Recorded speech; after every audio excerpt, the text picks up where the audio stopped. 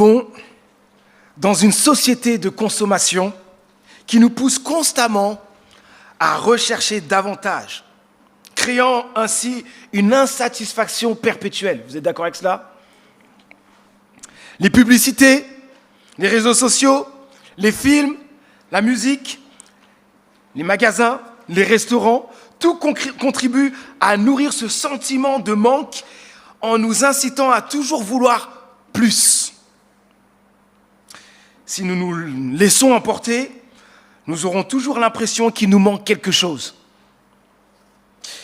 Il est important de reconnaître que le problème ne réside pas uniquement à l'extérieur de nous, mais aussi à l'intérieur. Comme l'a si bien exprimé Blaise Pascal, notre cœur porte en lui un vide en forme de Dieu. La parole de Dieu nous invite à trouver notre satisfaction en Dieu, en qui rien ne peut nous manquer. Il y a en Dieu tout ce dont nous avons besoin. Le psaume que nous allons aborder dans quelques instants nous éclairera sur la satisfaction que l'on peut trouver en Dieu, en qui nous ne manquerons jamais de rien. Dans mon enfance, ma mère avait l'habitude de nous faire apprendre par cœur plusieurs psaumes, mes frères et moi. Chaque soir, avant de dormir, nous récitions ensemble un psaume. Il s'agit du psaume 23. Sans doute l'un des plus connus, des plus célèbres, des plus aimés parmi les chrétiens. Même un théologien a écrit ceci: « Béni soit le jour où le psaume 23 a vu le jour. » Comme un bébé, hein, vous voyez. Nous continuons notre série de prédications de l'été qui s'intitule « Des psaumes qui changent la vie ». Je lis maintenant le psaume 23. Psaume 23. L'Éternel est mon berger. Je ne manquerai de rien. Grâce à lui, je me repose dans des prairies verdoyantes, et c'est lui qui me conduit au bord des eaux calmes. Il me revigore, et pour l'honneur de son nom, il me conduit sur le chemin. Si je devais traverser la vallée où règnent d'épaisses ténèbres, je ne craindrai aucun mal, car tu es auprès de moi. Ta houlette me conduit, et ton bâton me protège. Pour moi, tu dresses une table aux yeux de mes ennemis, tu oins d'huile parfumée ma tête, tu fais déborder ma coupe. Oui, toute ma vie, ta bonté et ton amour me poursuivront et je pourrai retourner au sanctuaire de l'Éternel tant que je vivrai. Amen. Alors peut-être certains se disent, c'est bizarre, il dit qu'il connaît par cœur le psaume, il est en train de le lire. C'est parce que je le connais dans une autre traduction et je voulais avoir cette traduction-là donc la Summer 2015. Donc voilà pourquoi je l'ai lu. David est l'auteur de ce psaume. Il était roi d'Israël. Il est célèbre dans l'histoire biblique car c'est de sa descendance que naîtra le Messie tant attendu, Jésus-Christ, le grand roi. David a exercé plusieurs métiers au cours de sa vie: berger, musicien, psalmiste, prophète et enfin roi. Ce psaume, à la fois chant et prière, débute en évoquant l'image du berger. L'image du berger était familière à David, qui connaissait ce métier par expérience. Il a pris soin de ses brebis et plus d'une fois, il a dû protéger son troupeau contre des dangers. Ainsi, nous sommes en présence d'un véritable connaisseur, un pro en la matière. Verset 1. L'Éternel est mon berger. Qu'est-ce que cela veut dire? Est-ce que Dieu est vraiment un berger? Il est intéressant de noter que l'image du berger est fréquente dans la Bible. En Israël, comme dans tout l'Ancien Orient, où la vie pastorale jouait un rôle, Elle était utilisée pour représenter le roi. Ainsi, Dieu est le roi berger d'Israël. Elle est reprise, cette image, dans le Nouveau Testament par Jésus et aussi par les apôtres. La Bible nous enseigne d'ailleurs que Jésus est le bon berger qui donne sa vie pour ses brebis. Jean 10, verset 14. Il est aussi devenu le grand berger, ressuscité par son sang qu'il a versé, scellant ainsi une alliance éternelle avec ses enfants. Hébreux 13, verset 20. Nous apprenons également qu'il est le souverain berger, qui reviendra pour récompenser ceux qui le servent fidèlement. Nous trouvons cela dans 1 Pierre 5, verset 4. Martin Luther exprime son émerveillement face au fait que la Bible attribue à Dieu le nom de berger. Il a écrit ceci, écoutez bien ceci. D'autres noms de Dieu, tels que Seigneur, Roi, Créateur, inspirent toujours une sorte de crainte. Il n'en est pas de même du mot berger, qu'il suffit d'entendre pour éprouver confiance, consolation, sécurité. Intéressant. Il dit ceci ensuite, mais pour bien comprendre cette image, il faut observer ce qu'est une brebis. Elle ne vit que grâce à la protection et à la sollicitude de son berger. Dès qu'il lui manque, elle est entourée de dangers, menacée de périr. Elle n'est qu'un pauvre animal, dépourvu d'armes pour se défendre et d'intelligence pour retrouver sa voie. Il est une chose pourtant qu'elle sait faire, se tenir près de son berger et compter sur sa force et sa fidélité. Tant qu'il est près d'elle, elle le suit, sans s'inquiéter de rien et sans redouter personne. Elle reste paisible et joyeuse, car il ne lui manque rien. Fin de citation. Intéressant. Mes amis, que nous en soyons conscients ou non, notre dépendance envers Dieu est totale, entière, tout comme celle d'une brebis envers son berger. Nous avons entièrement besoin de Dieu pour vivre, entièrement besoin de Dieu pour nous nourrir, pour qu'il nous nourrisse physiquement, spirituellement, pour être guidés sur le bon chemin, pour être protégés des dangers qui nous entourent. Nous avons totalement besoin de Dieu. Voyons la suite du texte. Je ne manquerai de rien. David ose dire cela parce qu'il n'a pas dit « l'Éternel est un berger », mais il est mon berger. Intéressant. Est-ce qu'il est notre berger ? David avait l'assurance que Dieu allait pourvoir à ses besoins. Mais question, est-ce possible de dire à tout moment de notre vie, je ne manquerai de rien? Est-ce possible? Nous sommes là face à toutes sortes d'épreuves et nous sommes là et disons, non, je ne manquerai de rien. Que veut dire David en utilisant cette expression? David nous éclaire dans la suite du psaume, en fait, en mettant en évidence 4 points importants que nous allons voir tout de suite. Premier point, dire « je ne manquerai de rien », c'est dire aussi, en fait, « je ne manquerai pas de repos ». Je ne manquerai pas de repos. C'est ce qu'on a besoin pendant les vacances, n'est-ce pas? Je cite le verset 2 et aussi le début du verset 3. « Grâce à lui, je me repose dans des prairies verdoyantes, et c'est lui qui me conduit au bord des eaux calmes. Il me revigore. » Fin de citation. Philippe Keller, un berger, propriétaire et éleveur de moutons, nous rapporte que les brebis ne peuvent se coucher que lorsque certains éléments essentiels sont réunis. On va les voir tout de suite. Premier élément.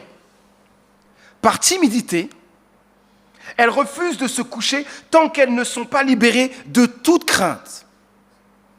Donc, il faut qu'il n'y ait pas de crainte.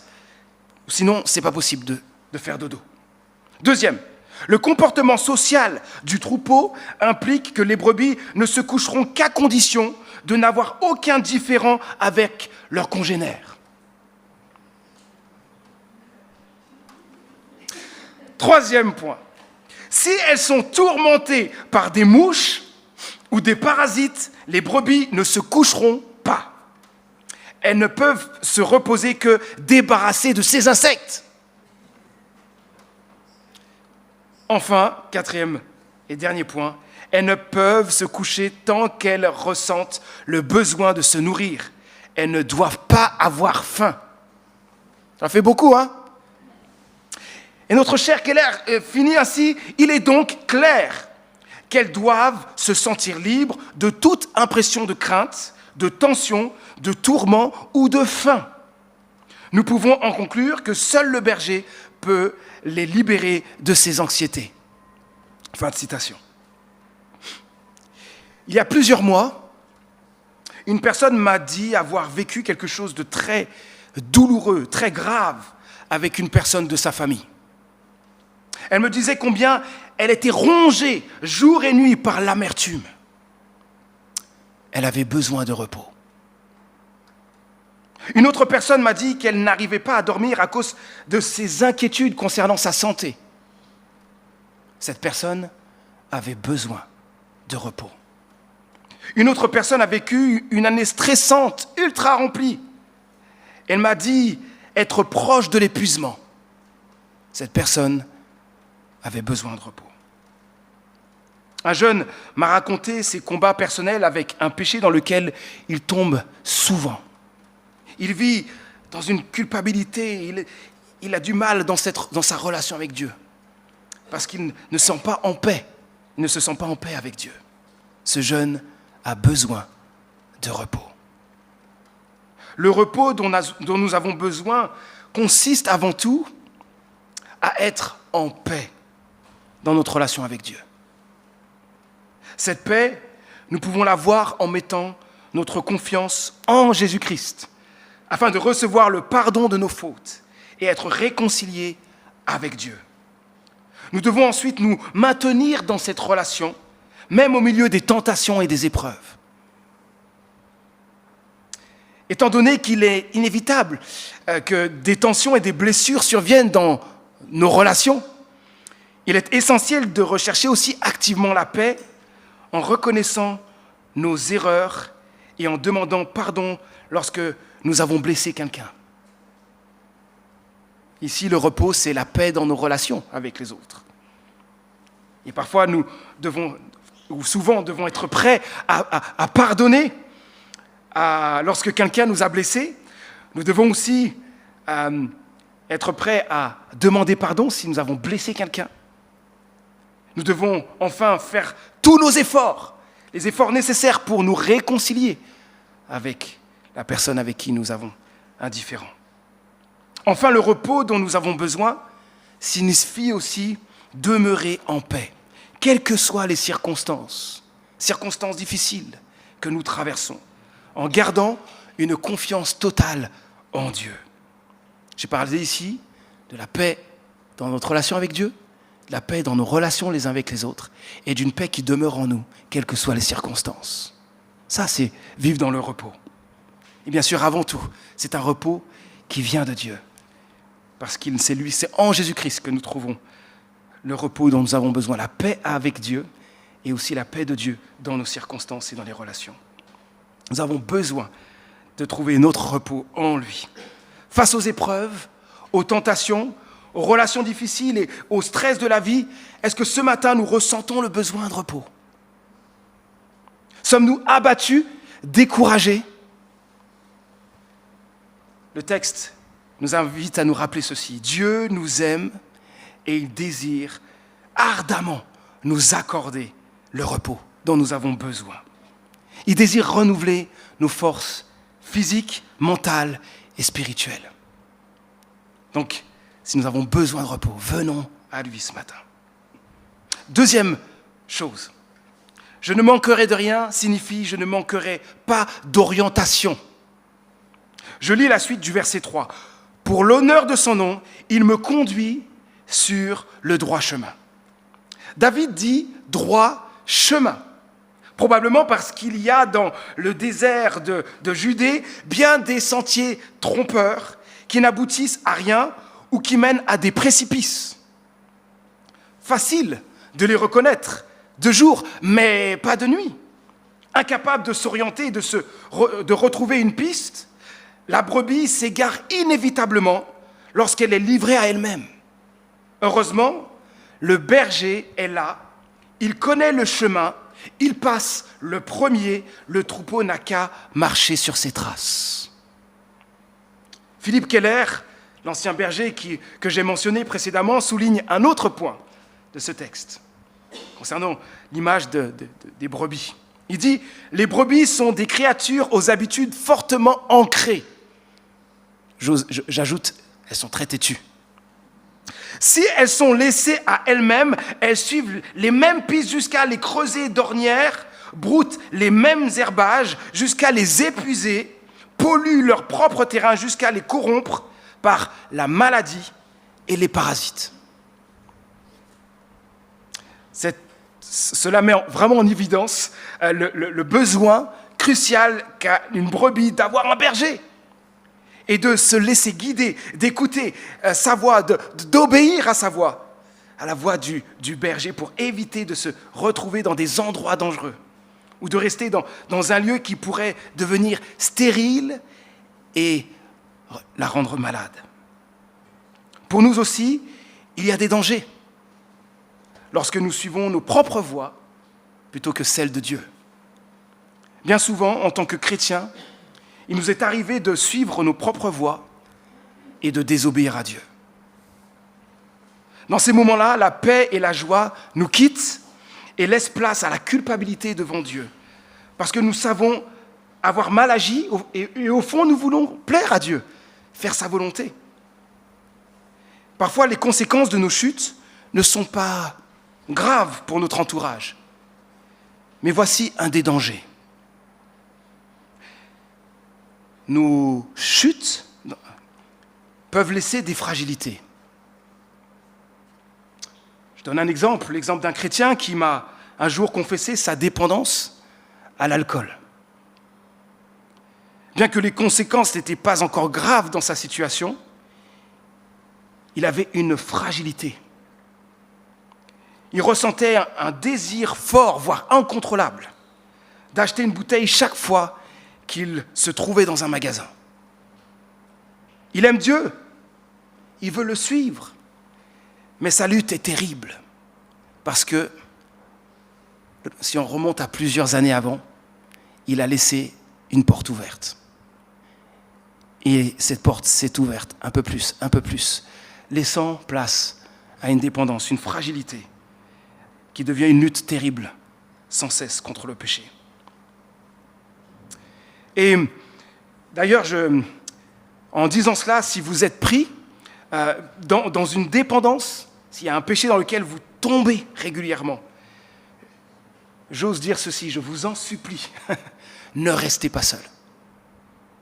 J'ai connu moi-même des dépendances aussi, et je peux vous dire que le fait d'avoir un frère avec moi, avec qui j'ouvre mon cœur, c'était déjà une libération en soi. Et de pouvoir avoir quelqu'un qui m'encourage, qui prie avec moi, ça a été vraiment une délivrance. Nous avons besoin, si en tout cas nous vivons dans une dépendance, nous avons besoin de quelqu'un avec nous pour nous en sortir. Donc n'hésitez pas, surtout pas à venir voir un frère, une sœur dans la foi, qui est mature dans la foi, pour en parler, afin d'avoir quelqu'un avec qui vous pouvez vous en sortir dans votre lutte. Il y a un autre danger que les fragilités que j'ai mentionnées. De nombreux chrétiens qui ont suivi leur propre voie, leur décision a entraîné, malheureusement, la destruction de leur mariage, la rupture de relations avec leurs proches, des problèmes de santé, d'autres souffrances. Ils se sont refroidis dans leur amour pour Dieu, etc., etc. Tout cela parce qu'ils recherchaient le bonheur à tout prix, hein, une satisfaction immédiate. Mes amis, Dieu désire notre bonheur. Voilà pourquoi il veut nous guider sur le bon chemin. Il est donc important de ne pas se laisser guider par nos émotions du moment ou de placer notre confiance dans notre propre sagesse. Au contraire, nous devons nous appuyer sur la sagesse de Dieu pour nous conduire sur le bon chemin. Lui seul sait ce qu'il y a de mieux pour nous. Lui seul sait, mieux que nous, où nous devons aller pour trouver le véritable bonheur, être protégé, satisfait en lui. En nous soumettant humblement à sa direction, nous trouverons la paix, la sécurité, la satisfaction dont nous avons tant besoin. La meilleure façon de suivre les voies de Dieu est de consacrer du temps à la lecture de la parole de Dieu, la Bible. C'est à travers sa parole, la Bible, que Dieu nous oriente, nous parle, nous guide, nous conduit vers un véritable contentement en lui. Et ce que je viens de dire, on a besoin d'être davantage convaincus de cela. Parce que quand on regarde notre quotidien, en tout cas pour plusieurs, j'entends la difficulté que nous pouvons avoir, certains peuvent avoir, ou plusieurs, à lire régulièrement la parole de Dieu. C'est tellement important de passer du temps dans la parole de Dieu pour qu'elle façonne nos vies. Troisième point, je ne manquerai de rien signifie je ne manquerai pas de protection.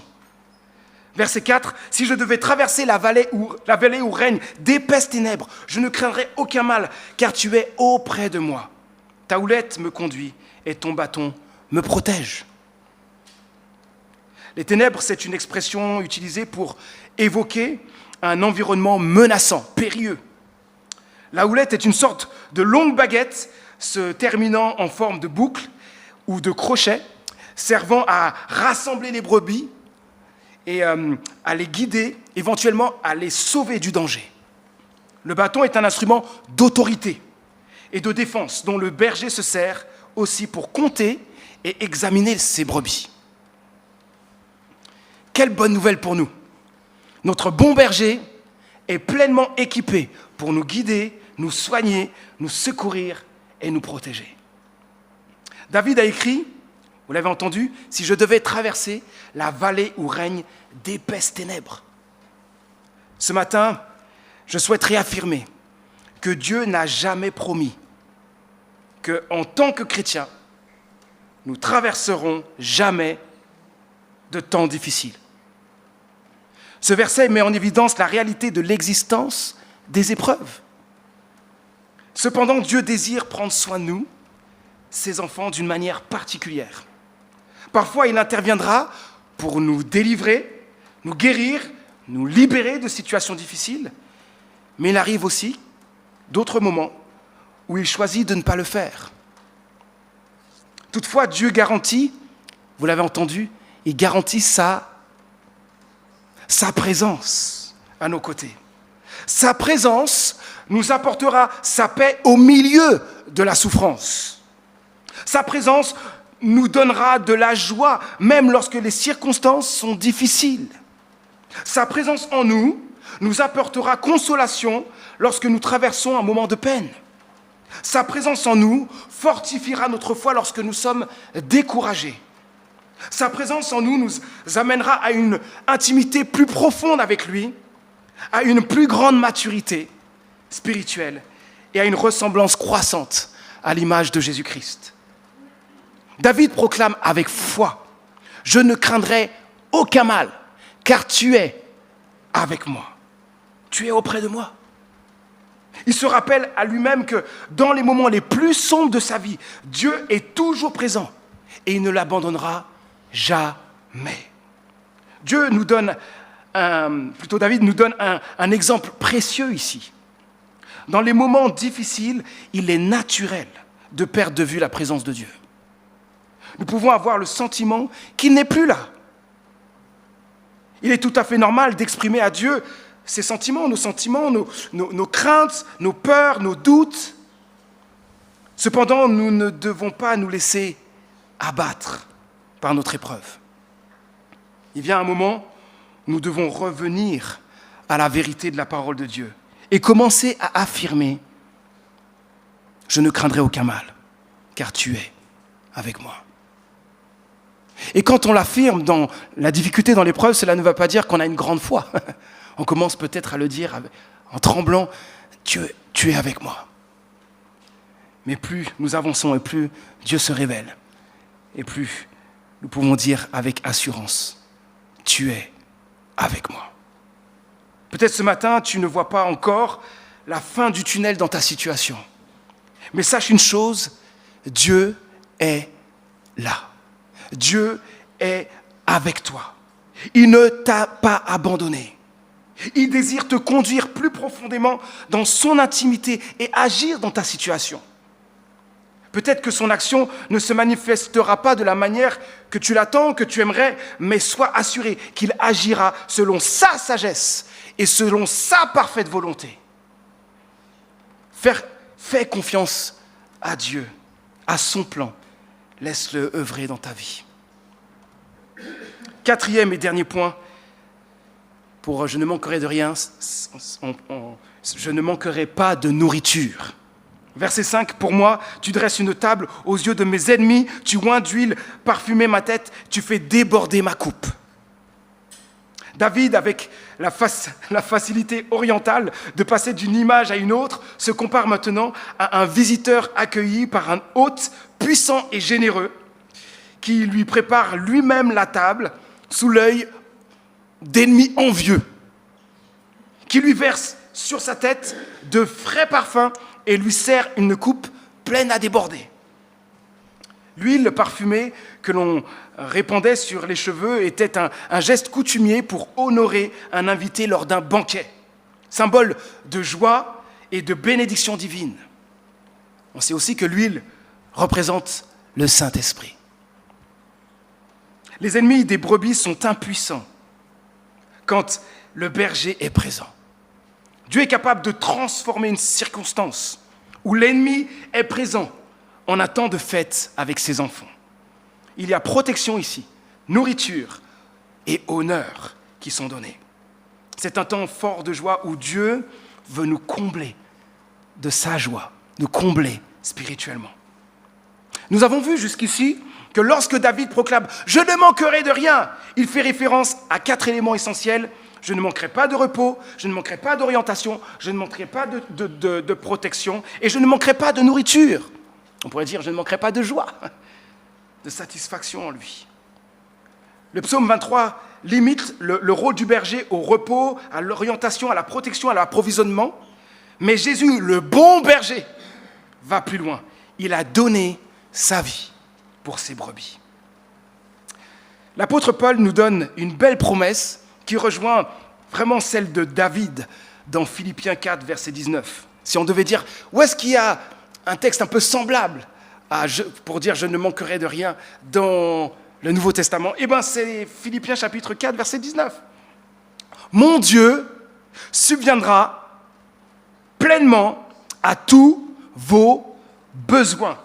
Il le fera selon sa grande, glorieuse richesse qui se manifeste en Jésus-Christ. » Amen. Cependant, si nous ne prenons pas le temps de nous reposer pendant les vacances, de développer notre relation avec Dieu, de rechercher la paix dans nos relations et de faire confiance à Dieu pour notre avenir, il nous sera difficile d'affirmer avec assurance « je ne manquerai pas de repos ». De même, si nous négligeons la lecture régulière de la parole de Dieu, si nous ne recherchons pas activement sa volonté et si nous ne lui obéissons pas, il nous sera difficile de déclarer avec assurance « je ne manquerai pas d'orientation ».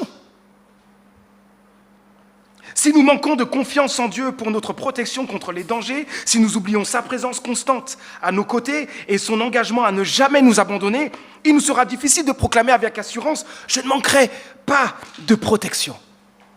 Et si nous cherchons notre satisfaction en dehors de Dieu et négligeons de nous nourrir spirituellement à travers son intimité, sa parole, la louange, la communion avec les frères et sœurs chrétiens, il nous sera difficile d'affirmer avec assurance « Je ne manquerai pas de nourriture ». Dieu a déjà tout fait en Jésus. À nous de venir à lui et de recevoir ce qu'il veut nous donner. Mais pourquoi Dieu fait tout cela pour toi, pour moi ? Pourquoi désire-t-il ardemment être notre berger, pourvoir à tous nos besoins, veiller à ce qu'il ne nous manque rien et même nous bénir au-delà de toute mesure ? Pourquoi ? Quelle est donc la motivation profonde de Dieu ? Dans ce texte, nous découvrons deux motivations de Dieu. La première, nous le trouvons dans le verset 6, son amour. Oui, toute ma vie, ta bonté et ton amour me poursuivront et je pourrai retourner au sanctuaire de l'Éternel tant que je vivrai. Dieu veut nous bénir au-delà de toute mesure parce qu'il est bon et plein d'amour.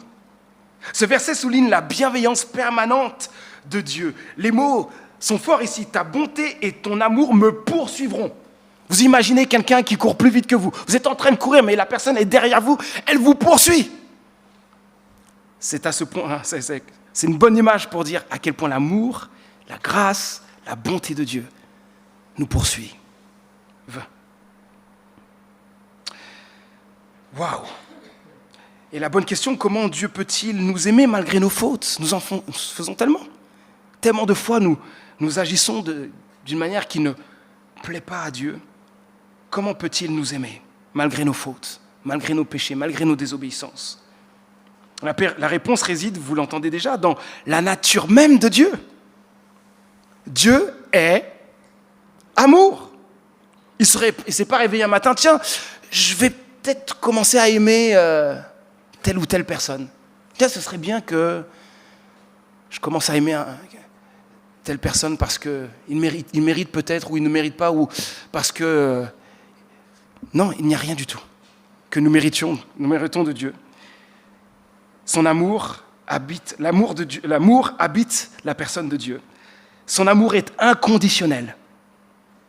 Peu importe nos échecs, nos égarements, nos désobéissances à sa volonté, notre rébellion contre lui, il nous aime. Nous n'avons rien fait pour mériter son amour.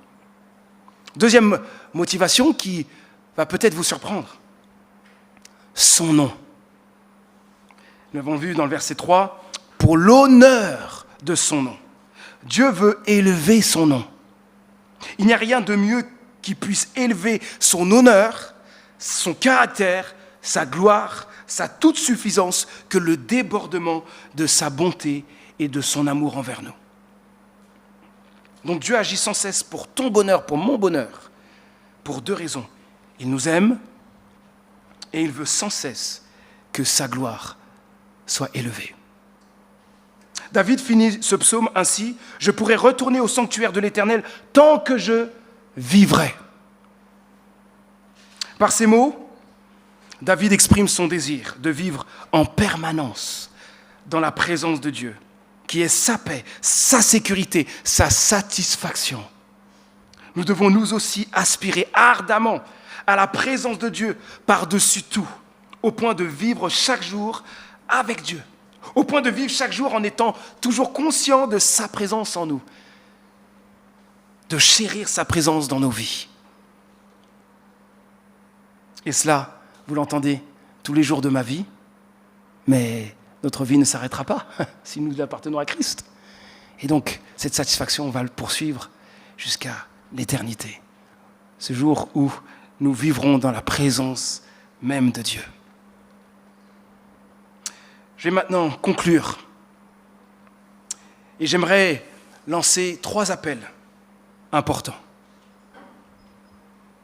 Tout d'abord, je m'adresserai à ceux qui n'ont pas encore fait la paix avec Dieu, afin que vous puissiez venir à lui. Pouvoir dire, je viens souvent à l'église, mais où j'ai souvent entendu parler de Dieu, il est un berger, mais ce matin, je veux qu'il soit mon berger. Ensuite, j'inviterai les croyants à s'engager dans une relation plus profonde avec Dieu. Et enfin, j'inviterai ceux qui traversent des moments difficiles à placer votre confiance en Dieu. Je pose maintenant cette question. Est-ce que Dieu est ton berger? Dans le psaume 23, nous avons découvert des promesses magnifiques, mais elles sont exclusivement destinées à ceux qui ont l'Éternel comme berger.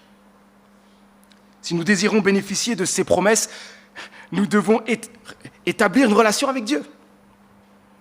Et cependant, un obstacle se présente, nos péchés, notre rébellion contre Dieu, nos désobéissances à ses commandements. À cause de nos fautes, nous sommes tous séparés de Dieu. Nous avons un besoin désespéré d'un sauveur. Et la bonne nouvelle pour nous aujourd'hui est la suivante. Jésus-Christ, le bon berger, a volontairement donné sa vie sur la croix pour toi, pour moi. En prenant notre place, il nous libère du péché et de la mort. Par sa résurrection, il nous offre la vie éternelle et rétablit définitivement notre relation avec Dieu, notre Créateur. Alors pour obtenir le pardon de nos péchés, recevoir la vie de Dieu et la vie éternelle, l'avoir comme berger, vous devez humblement vous approcher de lui demander pardon pour vos péchés et placer entièrement votre confiance en Jésus-Christ. Il est urgent que Christ soit votre berger, car sans lui, vous êtes perdus et destinés à l'enfer, un lieu de souffrance éternelle, loin de la présence de Dieu. Une prière va maintenant s'afficher pour que vous puissiez prendre cette décision de venir à lui, à Christ, pour l'avoir comme votre berger. Je vais réciter cette prière, vous pouvez la prendre avec moi. Il n'y a rien de magique dans cette prière. C'est juste pour vous accompagner dans votre démarche ce matin. Vous prendre ce temps maintenant? Prions. Voilà, vous pouvez répéter après moi cette prière. Dieu, j'ai besoin de toi dans ma vie. Je viens à toi maintenant. Je te demande pardon pour mes fautes. Je mets maintenant toute ma confiance en Jésus-Christ. Lui qui a donné sa vie pour moi, pour recevoir ton pardon, ta vie et la vie éternelle. Révèle-toi à moi. Je désire te connaître davantage. Amen. Pour nous qui sommes chrétiens, Dieu nous appelle, vous l'avez entendu, à approfondir notre relation avec lui, le bon berger. J'ai récemment écouté une interview d'un entrepreneur chrétien qui, malgré ses nombreuses responsabilités quotidiennes, a affirmé consacrer chaque matin un temps avec Dieu. Et ce temps, il a le temps pour ça en fait, parce qu'il prend le temps. Et quand on lui a posé la question, mais pourquoi? Parce que Dieu, il a dit, parce que Dieu est ma priorité.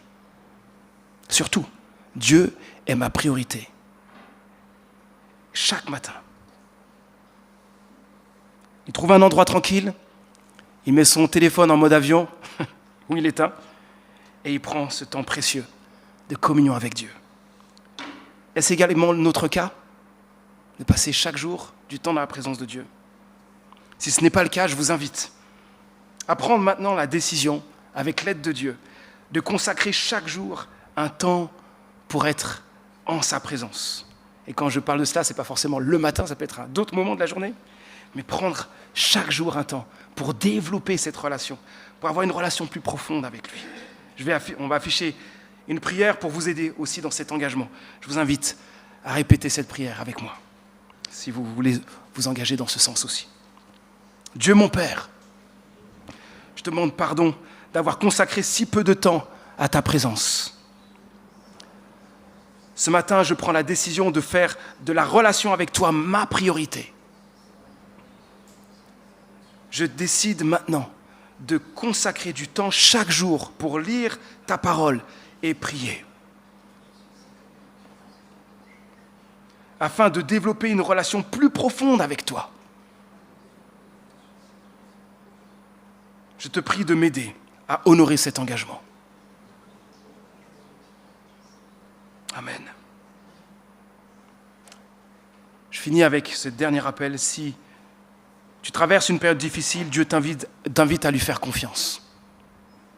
À l'aide de la prière qui s'affiche maintenant, remets maintenant ton fardeau entre ses mains, entre les mains de Dieu. Demande à Dieu de t'aider à avoir confiance en lui, à renouveler cette confiance. Et déclare, comme le psalmiste, peut-être avec tremblement parce que pour l'instant aujourd'hui tu manques de confiance, mais tu peux commencer à le dire. Je ne craindrai aucun mal, car tu es avec moi. Prenons cette prière ensemble pour ceux qui veulent, pour cette mise de, le fait de, pour placer votre confiance en Jésus dans votre épreuve. Dieu mon Père, j'ai besoin de toi. Je traverse une période difficile. Je te demande pardon pour mon manque de confiance en toi. Je te prie de renouveler ma confiance en toi. Malgré les circonstances auxquelles je fais face, je choisis de te faire confiance. Je déclare, comme David, je ne craindrai aucun mal, car tu es avec moi. Je te remercie, car tu es avec moi. Et tu ne m'abandonneras jamais. Amen. Je vais prier.